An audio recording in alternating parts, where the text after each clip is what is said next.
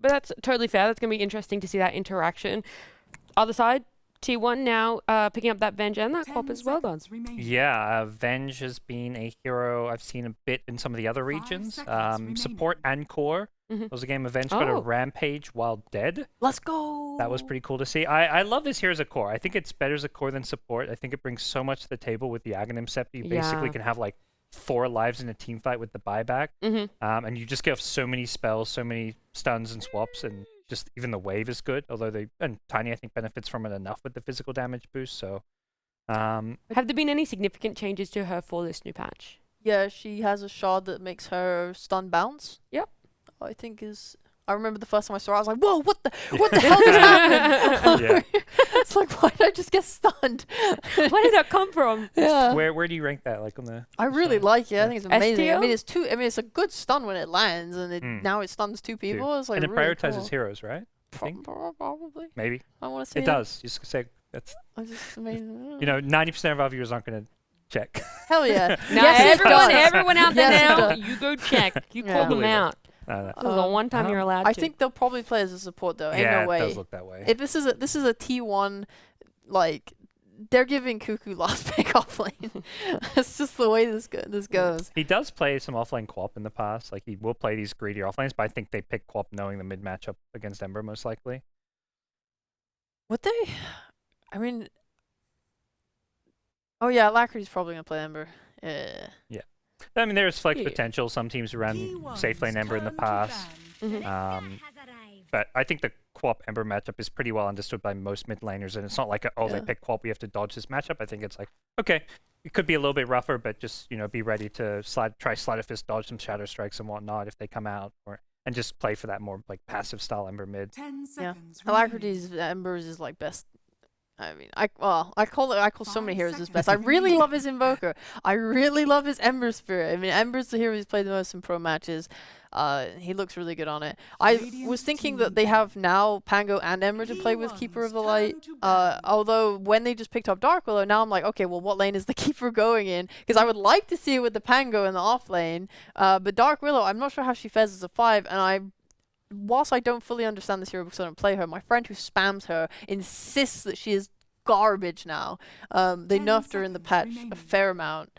I think that kind of happens though, like not saying that isn't true. I think it happens though if you spam a hero a lot and there's just any amount of like nerf that happens, you're like, in the bin, it's so bad, I don't want to ever pick it again. And then you continue to have like a 15 loss streak on it. Not personal experience or anything. Yeah. Well, moving on though. But yeah, that's what I'm saying. So I would be surprised if they put Dark Willow in the 5 role. Maybe they're comfortable with it. It's all good. Because I would like to see Keeper with Pango. And Pango, I didn't really touch on this earlier, but the reason he's so good right now is whilst you can do the standard build of like Blink Yules and get this like very hard chain CC off, Pango is very, very effective right now with Diffusal Blade. It is a much cheaper item. It synergizes really well with Swashbuckle. He's able to just like tear through your mana and do insane amounts of damage. If you have a great game on the Pango and you get a Diffusal early, he just kills everyone. We saw Lelouch especially on mid dominating with Pango in 3 games of 4. He got this hero and was incredible on it. I fully expect to see it banned in the next series in first phase. Otherwise, Boom are cocky if they're not. It almost felt like T1 were trying to pick it because they're the ones who banned the Grimstroke, and it was Nigma Galaxy had the first pick in that second phase, so they kind of like they snagged it up, not caring about like some counter picks, because unless they want to like fit in a Bloodseeker, like the Bloodseeker and the Grim are like the 2 go-tos for SEA. What do you think T1 are contemplating? Don't worry, I'm not even gonna get to ask. They're my question. contemplating a Baden. Ooh, good pickup, sheep. So either Core Baden or Core Venge. Okay. Which one do you want to see more? I think Venge is going to be a stronger support in lane against Pango. But if it's with Willow, you probably want to Baden. Just keep... Like, Tiny has always been nice with some support that keeps him alive and farming, because he farms so hard, and that is, like, the one thing he does. So this can be, like, one of those lanes where, okay, with a Baden, you lose that kill threat for the Tiny, but his lane's going to be fine, because he's going to keep getting shielded. Abaddon will tank all the spells and the harass while Tiny just farms away. Well, now we know where that Venge is gonna go, but 2 people that I want to bring into this conversation is Mike and John, and I'm gonna ask them how they are feeling, first of all, in general, but second of all, about this Venge. Venge is an interesting choice here for Kuku. I'm doing fine. Thanks for asking that. You know, Mike loves to ask me as well. I'm glad someone else will ask me. Yeah.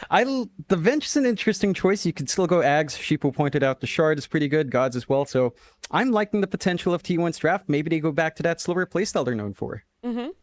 And I'm also doing brilliant now, knowing that we aren't going to see another POS 3 Ember Spirit. And going back to John's point on the Venge, I don't know how to feel about this, you know?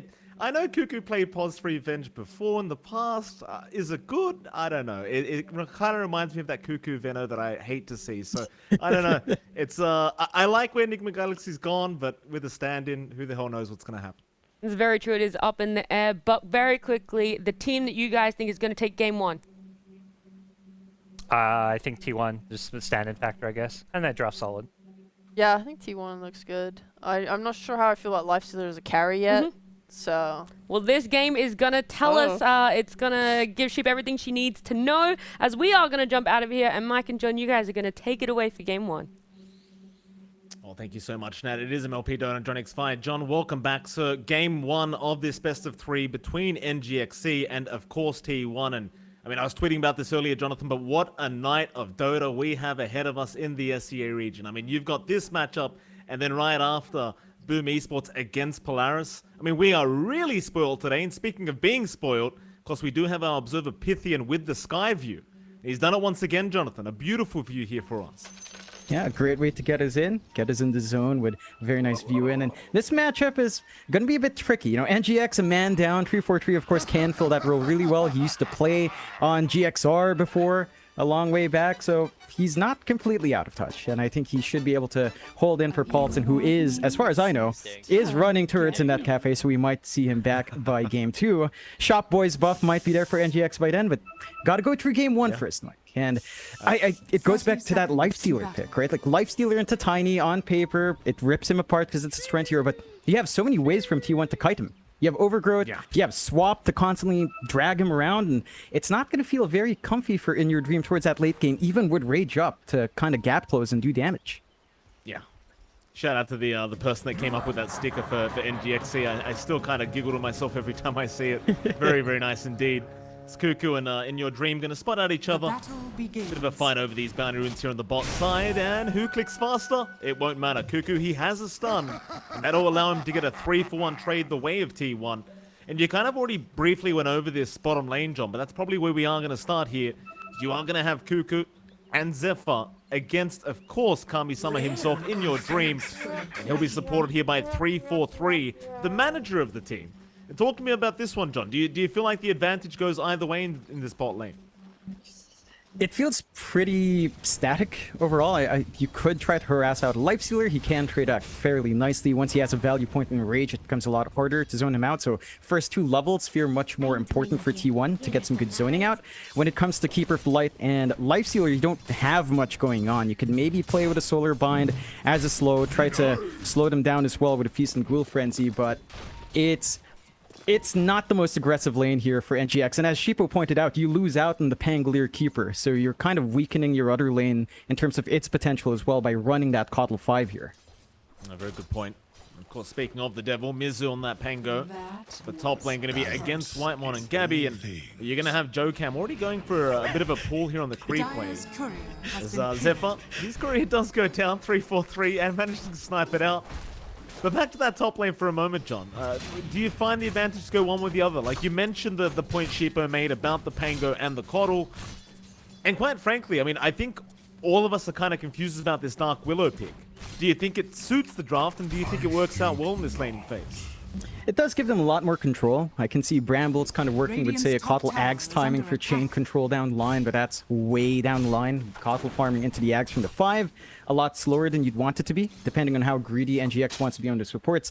The one issue I see with the Dark Willow is that it can't really help the Pangolier. Again, just going back to Mizu's own lane, you can already see Whitemon was just chasing him down to the tier 1, with Jokam trying to do the same up top, but there's not much you can really do against a Tiny.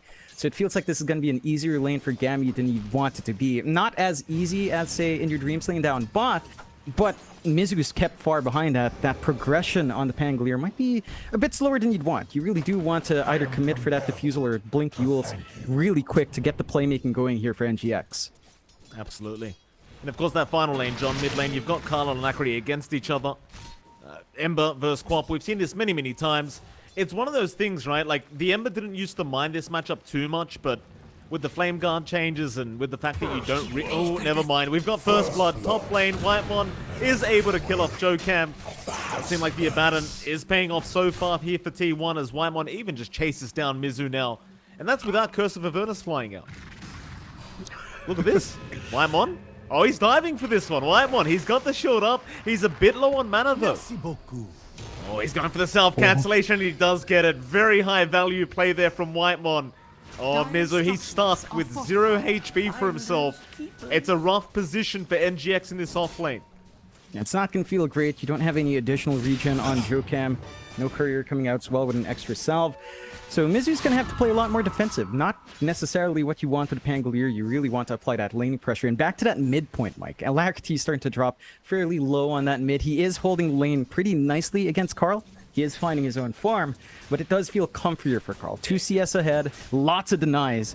So Carl's going to hit that level 6 mark quicker, and once you've got that 6, one easy rotation out from maybe one of your supports, Treant can just set up with the Nature's Grasp, get a good Sonic Wave off, and you've got a really easy kill on that Ember if you're not careful. Oh, he tried again as well, John. Whitemon rushing down towards the south of the lane to try and get a miscoil to cancel Mizu's salve. He won't be able to get it though. Mizu's going to be just fine. So there's a bit of a fight in the mid lane over water runes, but either side should be able to get one. No problems here as Whitemon now may have gone too far on this Abaddon. Or maybe not. He is playing Abaddon after all, so he's okay to just run his way out. Real pain in the ass though, right? When you're going against the POS 5 Abaddon that has brown boots this early on. It's just so hard to get away from this hero. Yeah, it is, and it's hard to do anything in the lane. I mean, look at Jokam, still level 1 on the Dark Willow, being very sacrificial on the 4. I mean, you don't have any utility to play with. You don't have the Shadow Realm to dodge and do some harassment. You don't have the Curse Crown to break off a jump. It just gives so many options for T1 to keep that aggression, and again, they're just slowing down Mizu. We heard him in the interview. They want to slow down Mizu's lane. He's a big nuisance for them. Oh, Jokam gonna drop up at top lane. The Avalanche toss was there, and man, Jokam's only level 1, John. Almost 5 minutes in, he has not hit. I mean, that's a problem. Yeah, they just don't have the spells to play with. Like, you can't expect Jokam to help out mid with just the Bramble Maze, so it's going to be a little bit harder for Alacrity to look for a kill opportunity on his 6. You are a little bit more durable there, but the presence of the Dark Willow is taken out. You could argue that in this case, 343 can just step in, take farm priority, take level priority now, and maybe look to play greedier with that Keeper. You know, a lot of ways to go on the Keeper. You could still go for the Ags, you could go for the E-Blade build for some damage output and soft disarm on the Tiny. That could be one way to go, although against Abaddon that is a pretty hard sell. We are seeing the clump up mid. We are about half a minute away to the power runes, and both sides know that that's a big one to turn the tides here. Even the Zephyr's around on Treant to keep watch, but they're not going to fully commit. But you can see that that momentum they want to build off of that mid. And it's still looking really good for T1 here, Mike. And Carl just controlling the lane perfectly, and Alacrity just falling behind by a couple of creep waves now. Yeah, we've seen Carl play this Queen of Pain many, many times, and he does tend to do a fantastic job on it. So you definitely don't want to give this kind of a great start here to T1 in the mid lane. As well, Power Rune, he's going to be towards the bottom side, but Zephyr is already there to try and contest this, as he does get the Nature's Grasp out, make sure that 343 can't get anywhere near it. And Carl, even though he's against an Ember, is still going to be able to take the regen for himself. And he was low on mana, but now he's all the way back up. Yep, just able to maintain that lane. We haven't seen any kill priority on mid, and now that Alacrity 6, that's a harder sell with the supports you have on hand from T1, but their lanes are still going well. It's still super slow for Mizu, and Gabby's just looking to be aggressive now. Oh, why the hell not? I mean, Shadow Realm's gone. You know you can kill this Willow very easily with an Avalanche Toss combo. And Gabby, he's going to go for a bit of a chase, but no, the Brambles slowing him down enough that he won't bother trying. Instead, he'll leave it to Whitemon to chase him down, but there's going to be a TP out here from the Willow, so Jokam's going to be just fine. They do successfully manage to get out before giving any more free gold the way of T1. But John, Mizu, he lost that courier, and it just, this Pango, it's not having a good time whatsoever. Like, yeah, he's got double braces for himself, but it just feels like nothing's gone right. No, and that build up into the Blink, the build up into the Eul's is going to be a lot slower. You could still try a Diffusal. I don't know if that's a highest priority in this game. It does feel like NGX needs a good frontliner to jump in. Speaking of jumps, 343 is getting jumped now. Yeah, right after the manager of NGX.SEA, Carl will be able to take him down, no issue. Great setup there from Zephan. It's one of those things with the Coddle. You get caught with that Leech Seed Nature's Grasp, you aren't moving, and eventually Carl will just be able to take you down easily. And I'm loving this aggression coming out from T1, Mike. Like, they know they've got stronger lanes coming through. They managed to force away that Coddle-Pangolier lane combo. So the Lifestealer Coddle lane just doesn't do much. You're having a pretty free lane for Cuckoo, number 2 in terms of CS. He is rushing the Ags on Avenge. That's going to be really quick timing. He can just stand forward, die, get stuns off, and have so much utility. Uh-oh, they've gone too far this time, Carl. No, maybe never mind. Sonic Wave's out. Alacrity! Oh, he went back in. He thought he had it. JoeCam now going to rush off as T1. They are looking to capitalize well and truly. JoeCam should be another victim here of the Queen of Pain.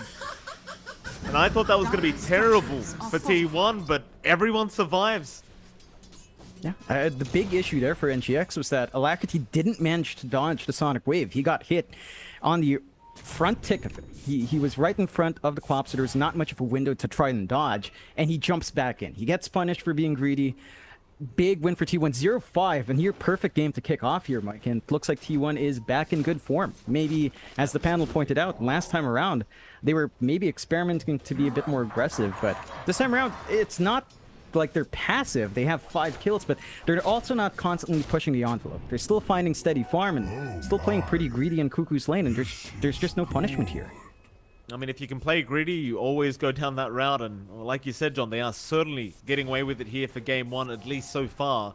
NGX, considering the start they've had in this Game 1, they're not really going to be able to punish T1 anytime soon, as now In Your Dream's going to lose his courier, and that actually had the helm on it, so even more delays coming up for NGX.SEA, and he's already had a very tough time during this lane for the Lifestealer, and well, now without that bonus armor and regen, it just becomes a little bit harder for him. And, you know, if you considered core matchup as well, Mike, Lifestealer versus Tiny, sure, Lifestealer has really great passives to go against the Tiny, but his farming pace is so slow in comparison. We always talk about Tiny now with the Shard, but it's a free Battle Fury at 15 minutes in. There's nothing a Lifestealer can really build to help him catch up in that same farm and escalate the same way, so a slower start like this hurts NGX's pacing massively. Here we go again, Rolling Thunder mid lane, they're going to find over the power route, but it is towards the bot side again, and it looks like T1 have already secured it. Still Winebot is going to drop. A nice pickup here for NGX.SEA. They won't be able to get the haste rune though. Carl will happily take that for himself. And I suppose considering the circumstances, NGX.SEA, they're probably just happy to get on the scoreboard.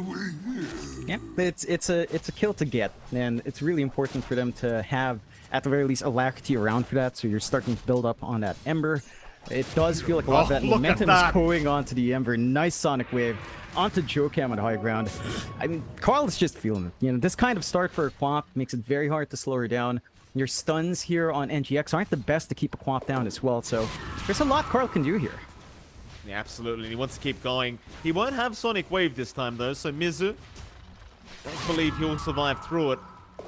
I realize we probably didn't capture that kill in the mid lane, but he got that from the low ground with the Scream Sonic Wave, and it was just quite beautiful to watch there from Carl. And again, the Carl Quap, John, it's something to be feared here from T1, and well, so far so good. 3-0-1 is the scoreboard here for Carl, as well, NGX.SEA, they're going to try and apply some pressure. This mid-tier 1 tower with the siege creep, they'll get as much done as possible, but keep in mind you are up against a Treant Protector. It's never going to be easy to find these tier 1 towers. Yeah, I mean, it's still a level 1 living armor, but the fact that it lasts so long now across all levels, and the bonus armor just slows you down tremendously. So Siege Creep is trying to get what it can done, but they can't fully commit for that push. They are opening up some room on the side lanes here, Mike, to farm. So In Your Dream has a freer lane, no pressure from the supports. They've got Mizu sitting behind In Your Dream as well. So your offlane Pango is just looking to make a defensive play. Level 9 now, has the roll ready, so they could look to be aggressive onto Cuckoo. They need to stop this Venge, man. Like, 2 parts into the Ags, 1.3k gold away. This is pretty scary timings. Once you do have those 2 Venges up, like, they're much more willing to just sacrifice Cuckoo and force these fights. Well, on the brighter side, John Alacrity does finally get a power rune for himself, as we do see top lane JoeCam going to end up dropping again here to Cavi, who has a bit of a cheeky chuckle to himself. Just a solo pick off there for the Tiny, no issues whatsoever. And I do agree with you. I mean, Cuckoo on that Venge, he's already got the Ags up. He's out farming In Your Dream by a mile right now, and they haven't done anything about it. In fact, he even takes the large creep away from In Your Dream. They'll try to chase him down, but they can't kill him. He's perfectly fine. Yeah, and it's not what you expect. You know, like a Venge should be a very punishable lane. They haven't done so. There is a smoke out from NGX, though, grouped up as 2 down mid. They still haven't really used that role. We've got to see more kills come out with that. Rolling Thunder mid lane. With the chain set up, they've got Carl locked down, and this should be the one to get him. Carl is going to drop to 3-4-3. Lymon, he's rotated over. With the borrowed time, he's going to try and make something happen, but here comes Kami-sama on that Lifestealer. They've got the Abaddon down. Onto Cuckoo they go, and it seems like NGX, they finally found their footing as they move in for more. There goes Zephyr on the Treant. And Gabby, he's shown up, but it's way too late on the Tiny. In fact, Alacrity even finds a triple. Finding the last piece in the form of Cuckoo, but now Gabby's moved in. Alacrity, he's going to have no way out. He does drop, but that is well and truly worth it for NGX.SEA. They find the punishment they need. They manage to just run down, group up as 4, play around with that very strong combination with the Chakra on the Ember. We are seeing the results of those chain stuns. They do spot out the stacks here as well. Lines being drawn out by Pitin as well, or Rob's pointing that out. Mizu trying to clear, but Sonic Wave though, gonna farm up a bit of it as Carl is actually gonna let 3-4-3 die in the jungle. Mizu, he's gonna go down secondary. I'm not sure if Carl did that on purpose, John. It looked very purposeful that time around. Yeah, I don't think he had a good way to gap close and get that follow-up damage to get the kill. They do manage to secure the Ancients. They lose a little bit of the large gaps. They drag Gabby in, ensure that the farm will come into that pause 1. So I think that's very worthwhile for T1. You know, you don't want to give that snowball back the way of NGX. NGX are using this time really nicely to get In Your Dream some space to farm up top. It's just that a Lifestealer farming against Tiny is just not the same. Like, you're not really catching up to that Tiny anytime soon. I think that's one concern for NGX. So every time they can, we have to see NGX play around with the roll, with the sleight of fist combinations that the Kotl enables them to. Otherwise, even with a couple of skirmishes like that, if you let T1 farm like this, they will just constantly outfarm you anyway. Yeah, certainly so. I feel like In Your Dream, he's got to get to that point where he has that Eye of Skadi timing before he can really get involved too much here, especially against Gabby's Tiny. The bot tier 1 does finally drop, but they also found the top tier 1 for NGX. It's around that time where both teams will just slow down and commit to farming a little bit more. Like you mentioned, Gabby, well, he's already got the shards queued up. He just needs about 700 gold to have that up and available, and then he's got his free Battle Fury for himself. I suppose that will mean more farming though for Gabby as well. Top lane, Zephyr gonna be in danger now as the Brambles does come in. He does have overgrowth, but it probably won't help his cause as he is gonna drop, and that'll be another kill to go the way of the Lifestealer. Nice kill to get. That should enable them to get a little bit more push as well without the living armor to hold them off. Push potential still isn't the highest from NGX, but they can at least commit and poke a tower for a lot longer now. You still have this nice lead from T1. We see the Ags being picked up now by Cuckoo, so it's the moment where the Venge can get a lot more aggressive, and we might see that here. Well, Sonic Wave's off the mark though, Carl. Bit late with that one. Mizu gonna be just fine. So he will roll his way out. And instead, well, top lane, Gabby, he's going to show up. Oh, Gabby, I don't know about this. Risky maneuver here from our Tiny as he is completely surrounded.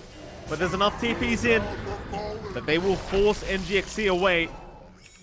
They just weren't willing to take that team fight against T1 by that T2 tower. So Gabby, he's going to be okay. Yep, they at least forced back that push. There was some good amount of damage done to that tier 2 top. And I love NGX's vision here, Mike. Look at the wards they have. Really aggressive behind that tier 2, into the triangle, into the jungle here as well, in a spot that's not easily rewarded. So this enables NGX to keep running his forward, to keep looking for those simple pickoffs. And T1's got to be a bit careful. Did you get a smoke? I don't believe that was spotted out by any of the wards, so they might find a good angle here from T1's end. Yeah. In the meantime, poor old Zephyr's just copying at top lane, but never mind that, because the smoke is going to lead right into Kami-sama. In Your Dream, going to get avalanche tossed up, perma stunned up, and he'll try to rage away, but it's way too late. So T1, they'll make a great smoke work for themselves. And I suppose maybe now you could try to get some damage off onto that mid-tier 1 tower. In fact, toss it on Mizu. Cuckoo, he's there with the sun out into the avalanche, and they've got another. Oh, poor old Mizu, he just can't catch a break this game 1. Hell, Gabby, he wants a bit more. He'll try to chase down Alacrity, waiting for the avalanche to be off cooldown. He's just about got it. Oh no, he remnants just a centimeter away, and well, that was a panic remnant, John. It's the classic panic remnant, and it does cost him heavily.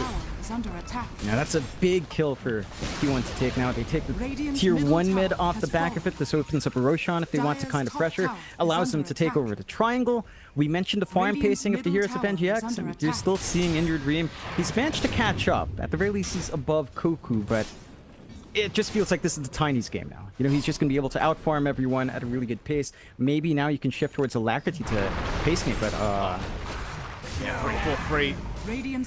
Welcome back, 3-4-3. Tough times here for NGX.SEA as Gabby is kind of out of control right now on this Tiny.